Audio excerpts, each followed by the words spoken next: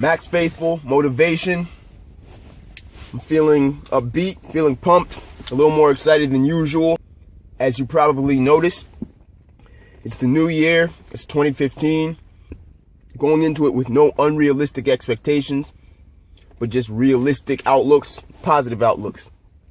That's the topic of the video today, and that's kind of what I want to cover.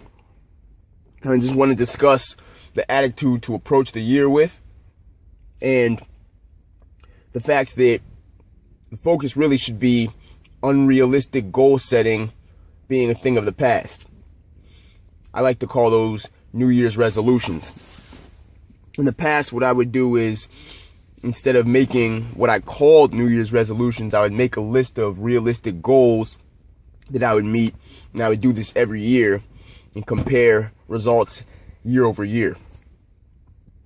Now, that's a little more realistic to me than New Year's resolutions, because I feel that the term New Year's resolutions can encompass a lot of very unrealistic things that when you don't meet, you let yourself down and disappoint yourself, highly discouraging yourself from meeting unrealistic goals, rather meeting realistic goals. So what I began to do was make these realistic goals in a very modified manner, and that began to work for me. This year, I haven't quite done that though. It's a modification, and it's an attempt to do things a little bit differently. Not to say that the realistic goals don't work, but this is something new. If this doesn't work, I'll go back to it. But my overall point is to be realistic in your approach to the year when you start a new year. Yes, it's okay to start a clean slate. Yes, it's okay to have goals, but they have to be realistic. It can't be a long list of like 50 different things to do, half of which you don't meet, and then all of a sudden you become discouraged. Can't do that. My advice as to how to enter this year is start off with a very positive outlook. Understand what it is that you want to accomplish. If you want to, make a list. I didn't do that. I may make a list as time goes on, or jot things down as time goes on, and even still compare to the last year, the beginning of the last year's list.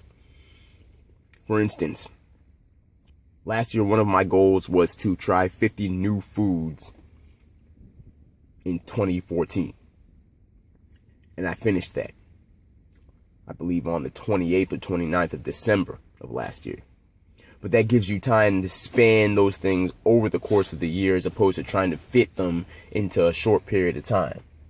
Or as opposed to try to do something amongst 50 or 75 other things that you deep down know that you can't do, and then end up getting disappointed later. So that's just one thing.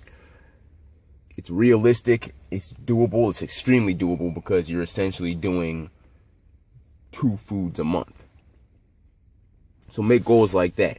And they don't have to be huge milestones. They don't have to be huge accomplishments. If you want to work towards a huge milestone, set small goals within that. But know yourself, know what you can handle, and approach the year right. Start off positively, renew your attitude, renew yourself, and go forward. Don't bite off more than you can chew. Let's have a happy new year. It's 2015. I'll tell you what, there aren't hoverboards and time machines flying around, but we made it. Have a safe day. Have a safe year.